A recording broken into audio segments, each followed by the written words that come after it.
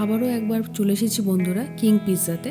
তবে আগের king pizza ছিল হাকিমপাড়াতে, এখন তার অ্যাড্রেসটা চেঞ্জ হয়ে গিয়েছে ঘুঘুমারি মেন রোড পাইপলাইনের ঠিক কাছে।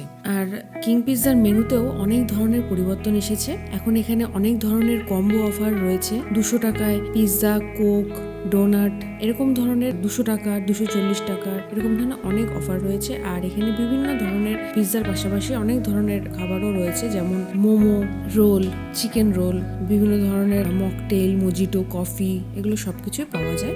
বার্গার রয়েছে। পিৎজা এখানে বিভিন্ন ধরনের বিভিন্ন সাইজের পিৎজা রয়েছে, ক্লাসিক, রয়্যাল, প্রিমিয়াম।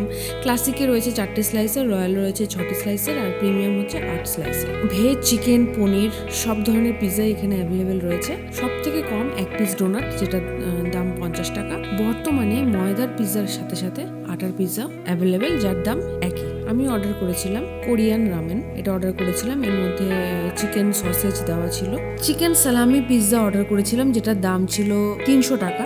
কোরিয়ান রামেনের দাম ছিল 150 টাকা। রামেনটা বেশ দারুণ টেস্টি ছিল, দারুণ খেতে লেগেছে, আর সুপি ছিল, ওই জন্য দারুণ লেগেছে। চিকেন সালামি পিৎজাটাও দারুণ ছিল, বেশ অন্যরকম একটা টেস্ট ছিল। এই পিৎজা আমার কাছে একদমই নতুন, আমার বেশ দারুণ লেগেছে।